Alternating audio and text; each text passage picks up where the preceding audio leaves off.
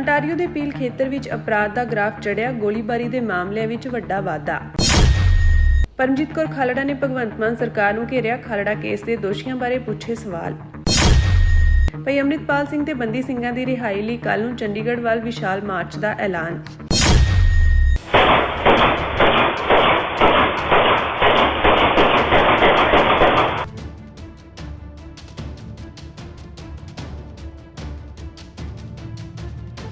Canada ਦੇ Ontario ਸੂਬੇ ਦੇ ਪੀਲ ਖੇਤਰ ਵਿੱਚ ਅਪਰਾਧ ਦੀਆਂ ਘਟਨਾਵਾਂ ਚਿੰਤਾ ਦਾ ਵਿਸ਼ਾ ਬਣਦੀਆਂ ਜਾ ਰਹੀਆਂ ਹਨ। ਸਾਲ 2025 ਦੇ ਮੁਕਾਬਲੇ 2026 ਦੇ ਪਹਿਲੇ 6 ਮਹੀਨਿਆਂ ਵਿੱਚ ਗੋਲੀਬਾਰੀ ਦੀਆਂ ਘਟਨਾਵਾਂ ਵਿੱਚ ਲਗਭਗ ਦੁੱਗਣਾ ਵਾਧਾ ਦਰਜ ਕੀਤਾ ਗਿਆ ਹੈ।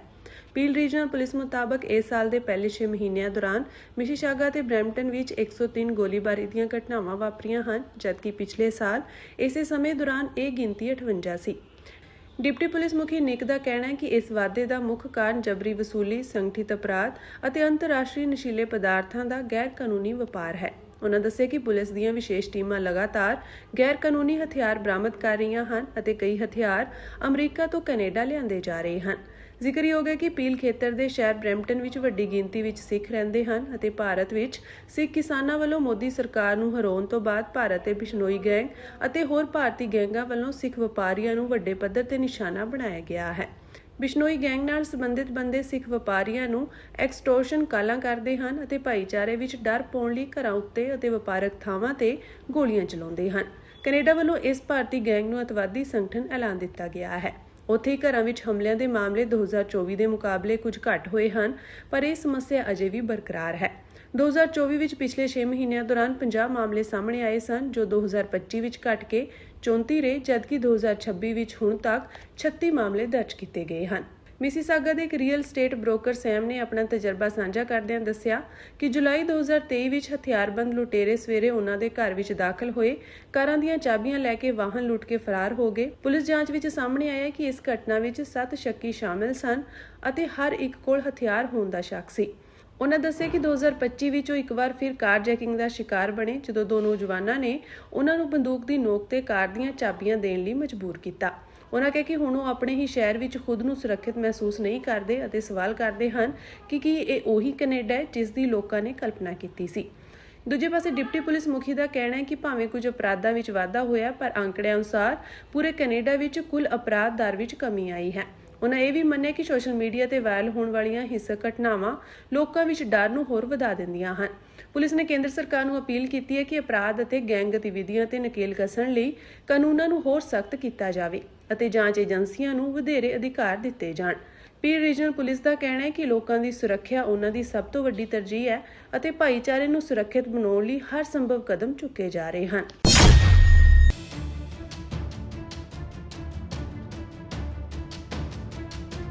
ਮਨੁੱਖੀ ਅਧਿਕਾਰ ਕਾਰਕੁਨ ਭਾਈ ਜਸਵੰਤ ਸਿੰਘ ਖਾਲੜਾ ਜੀ ਦੀ ਪਤਨੀ ਪਰਮਜੀਤ ਕੌਰ ਖਾਲੜਾ ਨੇ ਮੁੱਖ ਮੰਤਰੀ ਭਗਵੰਤ ਸਿੰਘ ਮਾਨ ਤੋਂ ਸਾਬਕਾ ਡੀਐਸਪੀ ਜਸਪਾਲ ਸਿੰਘ ਅਤੇ ਸਬ ਇੰਸਪੈਕਟਰਾਂ ਸਤਨਾਮ ਸਿੰਘ ਤੇ ਜਸਬੀਰ ਸਿੰਘ ਦੀ ਮੌਜੂਦਗੀ ਬਾਰੇ ਸਵਾਲ ਪੁੱਛ ਕੇ ਆਮ ਆਦਮੀ ਪਾਰਟੀ ਸਰਕਾਰ ਨੂੰ ਘੇਰੇ ਵਿੱਚ ਲਿਆ ਹੈ। ਇਹ ਪੁਲਿਸ ਅਧਿਕਾਰੀ ਖਾਲੜਾ ਦੇ ਅਗਵਾ ਅਤੇ ਕਸਟਡੀ ਵਿੱਚ ਹੋਏ ਕਤਲ ਦੇ ਦੋਸ਼ੀ ਹਨ।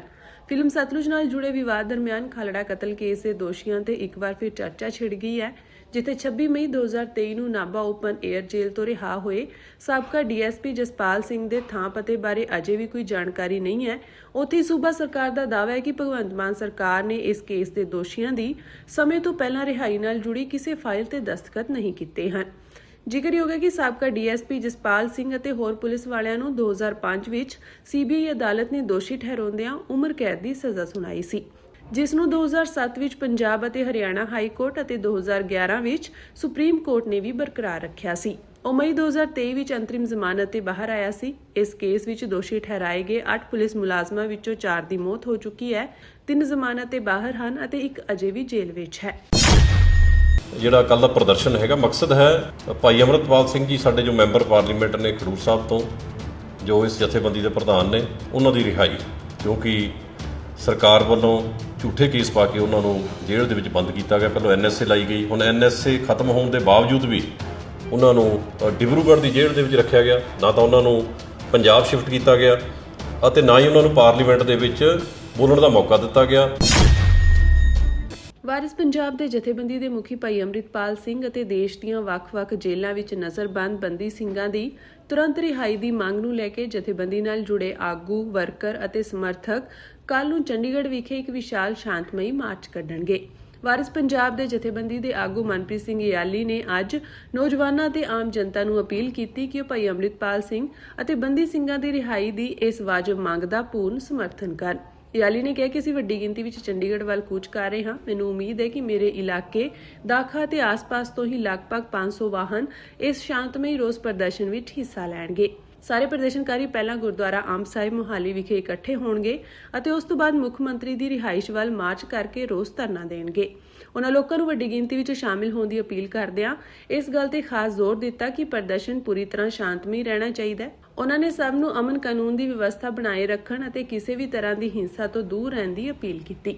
ਆਪਣੇ ਫੇਸਬੁੱਕ ਪੇਜ ਤੇ ਪਾਈ ਇੱਕ ਪੋਸਟ ਵਿੱਚ ਯਾਲੀ ਨੇ ਕਿਹਾ ਕਿ ਇੱਕ ਜ਼ਿੰਮੇਵਾਰ ਨਾਗਰਿਕ ਹੋਣ ਦੇ ਨਾਤੇ ਆਪਣੇ ਹੱਕਾਂ ਅਤੇ ਵਾਜਬ ਮੰਗਾਂ ਲਈ ਆਵਾਜ਼ ਬੁਲੰਦ ਕਰਨਾ ਸਾਡਾ ਫਰਜ਼ ਹੈ, ਪਰ ਹਿੰਸਾ ਦਾ ਰਾਹ ਨਹੀਂ ਅਪਣਾਉਣਾ ਚਾਹੀਦਾ। ਉਨ੍ਹਾਂ ਖਦਸ਼ਾ ਜਤਾਇਆ ਕਿ ਵਿਰੋਧੀ ਧਿਰਾਂ ਇਸ ਸ਼ਾਂਤਮਈ ਪ੍ਰਦਰਸ਼ਨ ਨੂੰ ਖਰਾਬ ਕਰਨ ਦੀ ਕੋਸ਼ਿਸ਼ ਕਰ ਸਕਦੀਆਂ ਹਨ, ਇਸ ਲਈ ਸਮਰਥਕਾਂ ਨੂੰ ਅਜਿਹੀਆਂ ਕੋਸ਼ਿਸ਼ਾਂ ਨੂੰ ਨਾਕਾਮ ਕਰਨਾ ਚਾਹੀਦਾ ਹੈ। ਯਾਲੀ ਨੇ ਦਾਅਵਾ ਕੀਤਾ ਕਿ ਭਾਈ ਅੰਮ੍ਰਿਤਪਾਲ ਸਿੰਘ ਅਤੇ ਬੰਦੀ ਸਿੰਘਾਂ ਖਿਲਾਫ ਦਰਜ ਕੀਤੇ ਗਏ ਮਾਮਲੇ ਝੂਠੇ ਅਤੇ ਬਨਾਵਟੀ ਹਨ। ਕੌਮੀ ਜਾਂਚ ਏਜੰਸੀ ਦਾ ਜ਼ਿਕਰ ਕਰਦਿਆਂ ਉਨ੍ਹਾਂ ਸਵਾਲ ਚੁੱਕਿਆ ਕਿ ਜਦੋਂ ਏਜੰਸੀ ਵੱਲੋਂ ਸਾਫ਼-ਸੁਥਰੀ ਚਿੱਟ ਦਿੱਤੇ ਜਾਣ ਦਾ ਦਾਅਵਾ ਕੀਤਾ ਜਾ ਰਿਹਾ ਹੈ ਤਾਂ ਵੀ ਅੰਮ੍ਰਿਤਪਾਲ ਸਿੰਘ ਨੂੰ ਡਿਬਰੂਗੜ੍ਹ ਜੇਲ੍ਹ ਵਿੱਚ ਕਿਉਂ ਰੱਖਿਆ ਗਿਆ ਹੈ।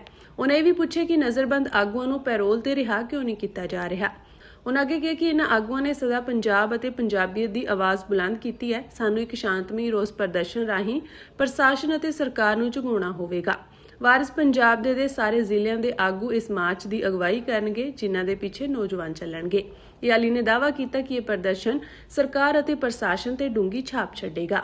ਅਕਾਲੀ ਦਲ ਵਾਰਿਸ ਪੰਜਾਬ ਦੇ ਜਥੇਬੰਦੀ ਵੱਲੋਂ ਕੱਲ ਜਿਹੜਾ ਰੋਸ ਪ੍ਰਦਰਸ਼ਨ ਰੱਖਿਆ ਗਿਆ, ਇੱਕ ਪ੍ਰੋਟੈਸਟ ਰੱਖਿਆ ਗਿਆ ਚੰਡੀਗੜ੍ਹ ਦੇ ਵਿੱਚ, ਮੁੱਖ ਮੰਤਰੀ ਦਾ ਜਿਹੜੇ ਘਰ ਦਾ ਘਿਰਾਓ ਰੱਖਿਆ ਗਿਆ, ਗੁਰਦੁਆਰਾ ਅੰਬ ਸਾਹਿਬ ਤੋਂ ਜਿਹੜਾ ਇਹ ਪ੍ਰੋਟੈਸਟ ਸ਼ੁਰੂ ਹੋਣਾ।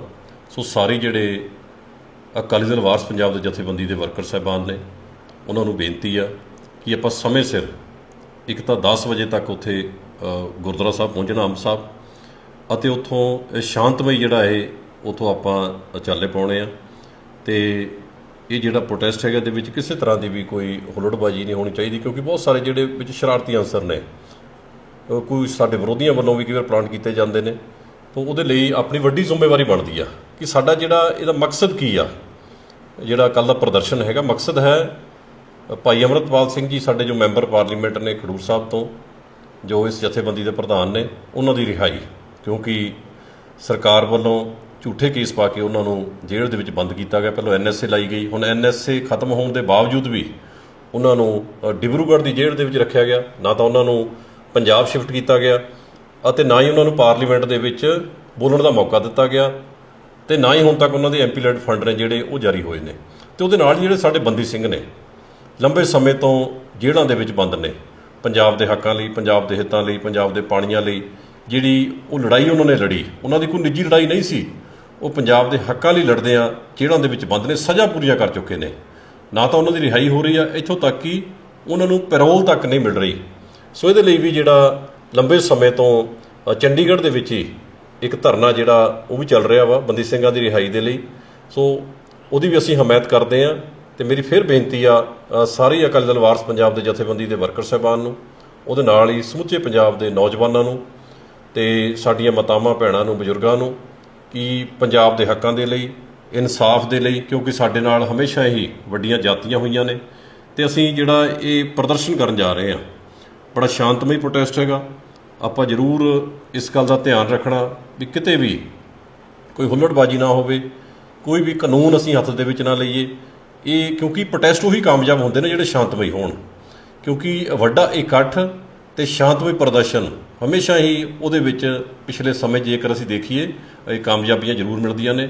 ਸੋ ਇਸ ਲਈ ਅਸੀਂ ਆਪਣੇ ਜਿਹੜੇ ਹੱਕ ਨੇ ਉਹ ਲੈਣੇ ਨੇ, ਲੇਕਿਨ ਅਸੀਂ ਕਾਨੂੰਨ ਦੇ ਦਾਇਰੇ ਦੇ ਵਿੱਚ ਰਹਿ ਕੇ, ਅਸੀਂ ਜ਼ਾਬਤੇ ਦੇ ਵਿੱਚ ਰਹਿ ਕੇ ਇਹ ਜਿਹੜਾ ਹਜੇ ਪਹਿਲਾ ਇਹ ਪ੍ਰੋਟੈਸਟ ਹੈਗਾ, ਆਉਣ ਵਾਲੇ ਸਮੇਂ ਦੇ ਵਿੱਚ ਹੋਰ ਵੀ ਪ੍ਰੋਗਰਾਮ ਲਿਖੇ ਜਾਣੇ ਨੇ। ਸੋ ਮੇਰੀ ਫਿਰ ਸਾਰਿਆਂ ਨੂੰ ਬੇਨਤੀ ਆ ਕਿ ਇੱਕ ਤਾਂ ਅਸੀਂ ਸਮੇਂ ਸਿਰ ਆਪਣੇ ਇਲਾਕੇ ਦੇ ਵਿੱਚੋਂ, ਪੰਜਾਬ ਦੇ ਕਿਸੇ ਵੀ ਕੋਨੇ ਦੇ ਵਿੱਚੋਂ ਚਾਹੇ ਤੁਸੀਂ ਆਉਣਾ ਵਾ, ਅਤੇ ਸਮੇਂ ਸਿਰ ਤੁਸੀਂ ਚੱਲ ਕੇ ਉੱਥੇ ਸਮੇਂ ਸਿਰ ਪਹੁੰਚੋ, ਤਾਂ ਜੋ ਇਸ ਜਿਹੜਾ ਕੱਲ੍ਹ ਦਾ ਰੋਸ ਪ੍ਰਦਰਸ਼ਨ ਆ ਉਸ ਨੂੰ ਅਸੀਂ ਕਾਮਯਾਬ ਕਰੀਏ।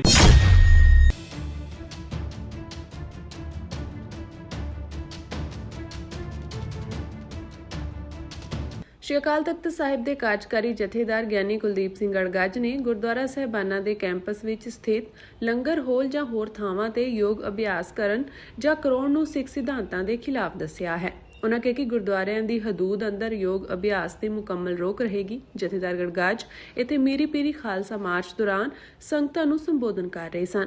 ਜਥੇਦਾਰ ਨੇ ਦੱਸਿਆ ਕਿ ਸ਼੍ਰੀ ਅਕਾਲ ਤਖਤ ਸਾਹਿਬ ਵਿਖੇ ਇਸ ਸੰਬੰਧੀ ਸ਼ਿਕਾਇਤ ਵੀ ਪਹੁੰਚੀ ਸੀ। ਉਦੋਂ ਵੀ ਇਸੇ ਕਾਰਵਾਈ ਕਰਦਿਆਂ ਗੁਰਦੁਆਰਿਆਂ ਅੰਦਰ ਯੋਗ ਕਲਾਸਾਂ ਲਗਾਉਣ ਤੋਂ ਵਰਜਿਆ ਗਿਆ ਸੀ। ਹਾਲ ਹੀ ਵਿੱਚ ਸੀਐਮ ਦੀ ਯੋਗਸ਼ਾਲਾ ਹੇਠ ਗੁਰਦੁਆਰਾ ਸਾਹਿਬ ਦੇ ਲੰਗਰ ਹਾਲ ਵਿੱਚ ਯੋਗ ਅਭਿਆਸ ਦੀ ਕਲਾਸ ਲਾਈ ਗਈ ਸੀ, ਜਿਸ ਦੀ ਵੀਡੀਓ ਸੋਸ਼ਲ ਮੀਡੀਆ ਤੇ ਵਾਇਰਲ ਹੋਈ ਸੀ। ਕੁਝ ਸਿੱਖ ਨੌਜਵਾਨਾਂ ਵੱਲੋਂ ਇਸ ਦਾ ਵਿਰੋਧ ਵੀ ਕੀਤਾ ਗਿਆ ਸੀ। ਇਨ੍ਹਾਂ ਨੌਜਵਾਨਾਂ ਨੇ ਬਾਅਦ ਵਿੱਚ ਸ਼੍ਰੀ ਅਕਾਲ ਤਖਤ ਸਾਹਿਬ ਵਿਖੇ ਸ਼ਿਕਾਇਤ ਵੀ ਕੀਤੀ ਸੀ। ਜਥੇਦਾਰ ਗੜਗੱਜ ਨੇ ਕਿਹਾ ਕਿ ਸਿੱਖ ਧਰਮ ਦੇ ਸਿਧਾਂਤਾਂ ਅਤੇ ਰਵਾਇਤਾਂ ਮੁਤਾਬਕ ਗੁਰਦੁਆਰਿਆਂ ਵਿੱਚ ਯੋਗ ਕਰਨਾ ਜਾਂ ਕਰਾਉਣਾ ਮਨਮਤ ਹੈ। ਸਿੱਖ ਧਰਮ ਇਸ ਨੂੰ ਮਾਨਤਾ ਨਹੀਂ ਦਿੰਦਾ। ਕੋਈ ਨਿੱਜੀ ਰੂਪ ਵਿੱਚ ਆਪਣੇ ਘਰ ਵਿੱਚ ਜਾਂ ਹੋਰ ਥਾਵਾਂ ਤੇ ਇਸ ਨੂੰ ਕਰ ਸਕਦਾ, ਪਰ ਗੁਰਦੁਆਰਿਆਂ ਵਿੱਚ ਅਜਿਹਾ ਕਰਨ ਦੀ ਕਦੇ ਵੀ ਇਜਾਜ਼ਤ ਨਹੀਂ ਦਿੱਤੀ ਜਾ ਸਕਦੀ। ਗੁਰਦੁਆਰਾ ਪ੍ਰਬੰਧਕ ਕਮੇਟੀਆਂ ਵੀ ਇਸ ਮਾਮਲੇ ਵਿੱਚ ਸੁਚੇਤ ਰਹਿਣ। ਪ੍ਰਬੰਧਕ ਕਮੇਟੀਆਂ ਨੂੰ ਸਿੱਖ ਮਾਰਸ਼ਲ ਆਰਟ ਗੱਤਕਾ ਨੂੰ ਉਤਸ਼ਾਹਿਤ ਕਰਨਾ ਚਾਹੀਦਾ ਹੈ। ਦੱਸ ਦੇ ਕਿ ਸ਼੍ਰੀ ਹਰਿਮੰਦਰ ਸਾਹਿਬ ਨਤਮਸਤਕ ਹੋਣ ਆਈ ਇੱਕ ਵਲੋਗਰ ਕੁੜੀ ਵੱਲੋਂ ਸ਼੍ਰੀ ਹਰਿਮੰਦਰ ਸਾਹਿਬ ਦੀ ਪ੍ਰਕਰਮਾ ਵਿੱਚ ਯੋਗ ਅਭਿਆਸ ਵਾਲੀ ਤਸਵੀਰ ਸੋਸ਼ਲ ਮੀਡੀਆ ਤੇ ਵਾਇਰਲ ਕੀਤੀ ਗਈ ਸੀ। ਇਸ ਦਾ ਸ਼੍ਰੋਮਣੀ ਕਮੇਟੀ ਨੇ ਸਖਤ ਨੋਟਿਸ ਲਿਆ ਸੀ ਅਤੇ ਉਸ ਨੂੰ ਕਾਨੂੰਨੀ ਕਾਰਵਾਈ ਲਈ ਨੋਟਿਸ ਵੀ ਭੇਜਿਆ ਗਿਆ ਸੀ। ਕਿ ਪਿੰਡ ਦੇ ਗੁਰਦੁਆਰਾ ਸਾਹਿਬ ਵਿੱਚ ਇੱਕ ਬੰਦੇ ਨੇ ਉੱਥੋਂ ਗੁਟਕਾ ਚੋਰੀ ਕਰਕੇ ਉਹਦੇ ਜਿਹੜੇ ਜਿਲਦ ਪਾੜ ਕੇ ਉੱਤੇ ਰੂੜੀਆਂ ਤੇ ਸੁੱਟਤੀ ਤੇ ਗੁਟਕਾ ਸਾਹਿਬ ਉਹਦੇ ਘਰ ਦੇ ਅੰਦਰ ਮਿੱਟੀ 'ਚ ਦੱਬ ਦਿੱਤਾ, ਜਿਸ ਤੇ ਪੁਲਿਸ ਨੇ ਤੁਰੰਤ ਕਾਰਵਾਈ ਕਰਦੇ ਹੋਏ ਉਸ ਵਿਅਕਤੀ ਨੂੰ ਵੀ ਕਾਬੂ ਕਰ ਲਿਆ ਤੇ ਗੁਟਕਾ ਸਾਹਿਬ ਵੀ ਉਹਦੇ ਤੋਂ ਜਿਹੜਾ ਕਬਜ਼ੇ 'ਚ ਲੈ ਲਿਆ। ਮੁਕਤਸਰ ਜ਼ਿਲ੍ਹੇ ਦੇ ਗਿੱਦੜਬਾਹਾ ਹਲਕੇ ਦੇ ਪਿੰਡ ਕੋਟਭਾਈ ਵਿਖੇ ਅੱਜ ਉਸ ਸਮੇਂ ਤਣਾਅ ਫੈਲ ਗਿਆ ਜਦੋਂ ਸੋਮਵਾਰ ਸ਼ਾਮ ਨੂੰ ਗੁਰਦੁਆਰਾ ਸਾਹਿਬ ਵਿੱਚੋਂ ਕਥਿਤ ਤੌਰ ਤੇ ਚੋਰੀ ਕੀਤਾ ਗਿਆ ਗੁਟਕਾ ਸਾਹਿਬ ਬੇਅਦਬੀ ਦੀ ਹਾਲਤ ਵਿੱਚ ਬਰਾਮਦ ਹੋਇਆ। ਇਹ ਮਾਮਲਾ ਅੱਜ ਸਵੇਰੇ ਉਸ ਸਮੇਂ ਸਾਹਮਣੇ ਆਇਆ ਜਦੋਂ ਗੁਰਦੁਆਰਾ ਸਾਹਿਬ ਦਾ ਗ੍ਰੰਥੀ ਸਵੇਰੇ ਨਿਤਨੇਮ ਕਰਨ ਲਈ ਪਹੁੰਚਿਆ ਅਤੇ ਉਸ ਨੂੰ ਗੁਟਕਾ ਸਾਹਿਬ ਗਾਇਬ ਮਿਲਿਆ। ਉਸਨੇ ਗੁਰਦੁਆਰਾ ਪ੍ਰਬੰਧਕ ਕਮੇਟੀ ਨੂੰ ਸੂਚਿਤ ਕੀਤਾ, ਜਿਸ ਨੇ ਬਾਅਦ ਵਿੱਚ ਪੁਲਿਸ ਨੂੰ ਸੂਚਿਤ ਕੀਤਾ। ਜਾਂਚ ਦੌਰਾਨ ਗੁਟਕਾ ਸਾਹਿਬ ਦੀ ਪਾੜੀ ਗਈ ਜਿਲਦ ਪਸ਼ੂਆਂ ਦੇ ਗੋਹੇ ਦੇ ਇੱਕ ਢੇਰ ਵਿੱਚੋਂ ਬਰਾਮਦ ਕੀਤੀ ਗਈ, ਜਦੋਂ ਕਿ ਪਵਿੱਤਰ ਗ੍ਰੰਥ ਨੇੜਲੇ ਘਰ ਦੇ ਅੰਦਰ ਦਫਨਾਇਆ ਹੋਇਆ ਮਿਲਿਆ, ਜਿਸ ਨਾਲ ਸਥਾਨਕ ਨਿਵਾਸੀਆਂ ਅਤੇ ਨਿਹੰਗ ਸਿੰਘਾਂ ਵਿੱਚ ਗੁੱਸਾ ਭੜਕ ਗਿਆ। ਗਿੱਦੜਬਾਹਾ ਦੇ ਡੀਐਸਪੀ ਜਤਿੰਦਰ ਸਿੰਘ ਨੇ ਕਿਹਾ ਕਿ ਇਸ ਘਟਨਾ ਦੇ ਸਬੰਧ ਵਿੱਚ ਇੱਕ ਨਾਬਾਲਗ ਲੜਕੇ ਨੂੰ ਹਿਰਾਸਤ ਵਿੱਚ ਲਿਆ ਗਿਆ। ਡੀਐਸਪੀ ਨੇ ਕਿਹਾ ਕਿ ਪਾੜੀ ਗਈ ਜਿਲਦ ਪਸ਼ੂਆਂ ਦੇ ਗੋਹੇ ਦੇ ਢੇਰ ਵਿੱਚੋਂ ਬਰਾਮਦ ਕੀਤੀ ਗਈ, ਜਦੋਂ ਕਿ ਗੁਟਕਾ ਸਾਹਿਬ ਇੱਕ ਘਰ ਦੇ ਅੰਦਰ ਦਫਨਾਇਆ ਹੋਇਆ ਮਿਲਿਆ। ਇੱਕ ਨਾਬਾਲਗ ਲੜਕੇ ਨੂੰ ਹਿਰਾਸਤ ਵਿੱਚ ਲੈ ਲਿਆ ਗਿਆ ਹੈ ਅਤੇ ਅੱਗੇ ਦੀ ਜਾਂਚ ਜਾਰੀ ਹੈ। ਬੀਐਨਐਸ ਦੀਆਂ ਧਾਰਾਵਾਂ 299, 305 ਅਤੇ ਜਾਗਤ ਜੋਤ ਸ੍ਰੀ ਗੁਰੂ ਗ੍ਰੰਥ ਸਾਹਿਬ ਸਤਿਕਾਰ ਐਕਟ ਦੀ ਧਾਰਾ 5 ਤਹਿਤ ਮਾਮਲਾ ਦਰਜ ਕਰ ਲਿਆ ਗਿਆ ਹੈ। ਇਸ ਦੌਰਾਨ ਵੱਡੀ ਗਿਣਤੀ ਵਿੱਚ ਨਿਹੰਗ ਪਿੰਡ ਵਿੱਚ ਇਕੱਠੇ ਹੋਏ ਅਤੇ ਬਾਅਦ ਵਿੱਚ ਕੋਟਭਾਈ ਪੁਲਿਸ ਸਟੇਸ਼ਨ ਜਾ ਕੇ ਗੁਰਦੁਆਰਾ ਪ੍ਰਬੰਧਕ ਕਮੇਟੀ ਖਿਲਾਫ ਕਾਰਵਾਈ ਦੀ ਮੰਗ ਕੀਤੀ। ਸਥਾਨਕ ਗੁਰਦੁਆਰਾ ਪ੍ਰਬੰਧਕ ਕਮੇਟੀ ਦੇ ਕੁਝ ਮੈਂਬਰ ਵੀ ਉੱਥੇ ਮੌਜੂਦ ਸਨ, ਪਰ ਉਹਨਾਂ ਨੇ ਮੀਡੀਆ ਨਾਲ ਗੱਲ ਕਰਨ ਤੋਂ ਇਨਕਾਰ ਕਰ ਦਿੱਤਾ। ਗੁਰਦੁਆਰਾ ਦਰਬਾਰ ਸਾਹਿਬ ਮੁਕਤਸਰ ਦੇ ਮੈਨੇਜਰ ਨਿਰਮਲਜੀਤ ਸਿੰਘ ਨੇ ਕਿਹਾ ਕਿ ਸ਼੍ਰੋਮਣੀ ਗੁਰਦੁਆਰਾ ਪ੍ਰਬੰਧਕ ਕਮੇਟੀ ਦੀ ਇੱਕ ਟੀਮ ਨੂੰ ਤੱਥਾਂ ਦਾ ਪਤਾ ਲਗਾਉਣ ਅਤੇ ਸਥਾਨਕ ਗੁਰਦੁਆਰਾ ਪ੍ਰਬੰਧਕ ਕਮੇਟੀ ਨਾਲ ਤਾਲਮੇਲ ਕਰਨ ਲਈ ਪਿੰਡ ਵਿੱਚ ਤਾਇਨਾਤ ਕੀਤਾ ਗਿਆ ਹੈ। ਉਹਨਾਂ ਕਿਹਾ ਕਿ ਗੁਟਕਾ ਸਾਹਿਬ ਬੀਤੇ ਕੱਲ ਸ਼ਾਮ ਨੂੰ ਚੋਰੀ ਹੋਇਆ ਸੀ। ਚੋਰੀ ਦਾ ਪਤਾ ਉਦੋਂ ਲੱਗਿਆ ਜਦੋਂ ਅੱਜ ਸਵੇਰੇ ਗ੍ਰੰਥੀ ਨਿਤਨੇਮ ਲਈ ਪਹੁੰਚਿਆ। ਸੀਸੀਟੀਵੀ ਫੁਟੇਜ ਦੀ ਜਾਂਚ ਕੀਤੀ ਗਈ, ਸ਼ੱਕੀ ਦੀ ਪਛਾਣ ਕੀਤੀ ਗਈ ਅਤੇ ਬਾਅਦ ਵਿੱਚ ਪੁਲਿਸ ਨੇ ਦੋਸ਼ੀ ਨੂੰ ਹਿਰਾਸਤ ਵਿੱਚ ਲੈ ਲਿਆ।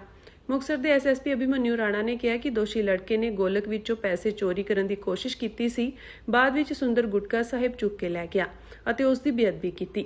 ਦੋਸ਼ੀ ਲੜਕੇ ਨੂੰ ਹਿਰਾਸਤ ਵਿੱਚ ਲੈ ਲਿਆ ਗਿਆ ਅਤੇ ਮਾਮਲਾ ਦਰਜ ਕਰ ਲਿਆ ਗਿਆ ਹੈ। ਸਥਿਤੀ ਕਾਬੂ ਹੇਠ ਹੈ। ਦੋਸ਼ੀ ਲੜਕੇ ਦਾ ਪਰਿਵਾਰ ਅਸਲ ਵਿੱਚ ਰਾਜਸਥਾਨ ਨਾਲ ਸੰਬੰਧ ਰੱਖਦਾ ਹੈ। ਪਿੰਡ ਕੋਟਭਾਈ ਤੋਂ ਇਤਲਾਹ ਮਿਲੀ ਸੀ ਕਿ ਪਿੰਡ ਦੇ ਗੁਰਦੁਆਰਾ ਸਾਹਿਬ ਵਿੱਚ ਇੱਕ ਬੰਦੇ ਨੇ ਉੱਥੋਂ ਗੁਟਕਾ ਚੋਰੀ ਕਰਕੇ ਉਹਦੇ ਜਿਹੜੇ ਜਿਲਦ ਪਾੜ ਕੇ ਉੱਤੇ ਰੂੜੀਆਂ ਤੇ ਸੁੱਟਤੀ ਤੇ ਗੁਟਕਾ ਸਾਹਿਬ ਉਹਦੇ ਘਰ ਦੇ ਅੰਦਰ ਮਿੱਟੀ 'ਚ ਦੱਬ ਦਿੱਤਾ, ਜਿਸ ਤੇ ਪੁਲਿਸ ਨੇ ਤੁਰੰਤ ਕਾਰਵਾਈ ਕਰਦੇ ਹੋਏ ਉਸ ਵਿਅਕਤੀ ਨੂੰ ਵੀ ਕਾਬੂ ਕਰ ਲਿਆ ਤੇ ਗੁਟਕਾ ਸਾਹਿਬ ਵੀ ਉਹਦੇ ਤੋਂ ਜਿਹੜਾ ਕਬਜ਼ੇ 'ਚ ਲੈ ਲਿਆ ਤੇ ਉਹਨੂੰ ਉਸਦੇ ਖਿਲਾਫ ਮੁਕੱਦਮਾ ਦਰਜ ਕਰਕੇ ਅਗਲੀ ਕਾਰਵਾਈ ਅਮਲ 'ਚ ਲਿਆਂਦੀ ਹੈ। ਇਹ ਉੱਥੇ ਪਿੰਡ 'ਚ ਹੀ ਬਾਹਰੋਂ ਆ ਕੇ ਰਹਿੰਦੇ ਨੇ ਕਿਤੇ ਤੇ ਕਰੀਬ 15-16 ਸਾਲ ਉਮਰ ਦੱਸਦੇ ਆ ਬੱਚੇ ਉਹਦੀ ਮੁੰਡੇ ਨੂੰ ਤੇ ਬਾਕੀ ਤਫਤੀਸ਼ ਦਾ ਹਿੱਸਾ ਉਹਦੇ 'ਚ ਜੋ ਜਾਂਚ ਆਏਗਾ ਅੱਗੇ ਉਹ ਦੱਸ। ਕੋਈ ਮੋਟੇ ਪਤਾ ਲੱਗਿਆ ਜੀ ਕਾਰਨ ਕੀ ਸੀ? ਨਹੀਂ, ਹਜੇ ਫਿਲਹਾਲ ਤਫਤੀਸ਼ ਕਰ ਰਹੇ ਹਾਂ, ਹਜੇ ਤਾਂ ਪਰਚਾ ਦਰਜ ਕਰਕੇ ਕਾਰਵਾਈ ਅਮਲ 'ਚ ਲਿਆਂਦੀ ਜਾ ਰਹੀ ਹੈ।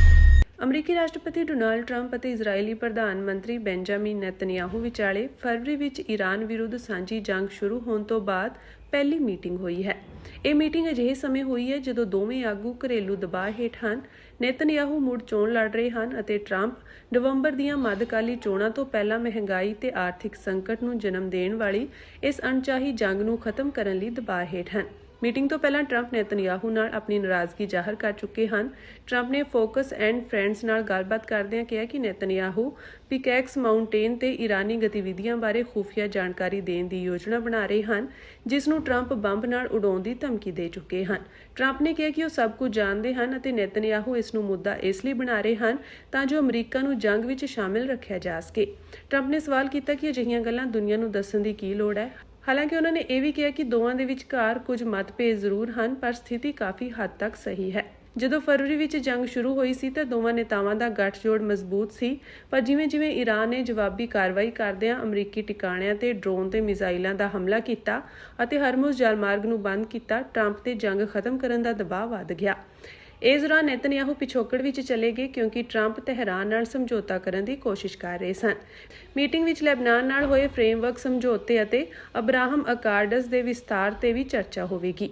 ਨੇਤਨਯਾਹੂ ਈਰਾਨ ਦੇ ਪ੍ਰੋਗਰਾਮ ਬਾਰੇ ਇਜ਼ਰਾਈਲੀ ਖੁਫੀਆ ਜਾਣਕਾਰੀ ਸਾਂਝੀ ਕਰਨਾ ਚਾਹੁੰਦੇ ਹਨ ਅਤੇ ਉਹਨਾਂ ਦਾ ਮੰਨਣਾ ਹੈ ਕਿ ਅੱਗੇ ਕੀ ਕਰਨਾ ਹੈ ਇਹ ਫੈਸਲਾ ਟਰੰਪ ਨੂੰ ਲੈਣਾ ਪਵੇਗਾ। ਇਸ ਤੋਂ ਇਲਾਵਾ ਨੇਤਨਯਾਹੂ ਨੂੰ ਟਰੰਪ ਨੂੰ ਇਹ ਵੀ ਯਕੀਨ ਦਿਵਾਉਣਾ ਪਵੇਗਾ ਕਿ ਉਹ ਗਾਜ਼ਾ ਤੇ ਲੈਬਨਾਨ ਵਿੱਚ ਅਮਰੀਕੀ ਕੂਟਨੀਤਿਕ ਯਤਨਾਂ ਵਿੱਚ ਰੁਕਾਵਟ ਨਹੀਂ ਪਾਉਣਗੇ। ਇਜ਼ਰਾਈਲੀ ਫੌਜ ਨੇ ਲੈਬਨਾਨ ਵਿੱਚ ਲੈਬਨਾਨੀ ਫੌਜ ਨੂੰ ਤਾਇਨਾਤ ਕਰਨ ਦੀ ਇਜਾਜ਼ਤ ਦੇ ਦਿੱਤੀ ਹੈ ਅਤੇ ਗਾਜ਼ਾ ਵਿੱਚ ਅੰਤਰਰਾਸ਼ਟਰੀ ਸਥਿਰਤਾ ਬਲ ਦੇ ਪਹਿਲੇ ਮੈਂਬਰਾਂ ਨੂੰ ਦਾਖਲ ਕਰਨ ਦੀ ਪ੍ਰਵਾਨਗੀ ਦੇ ਦਿੱਤੀ ਹੈ।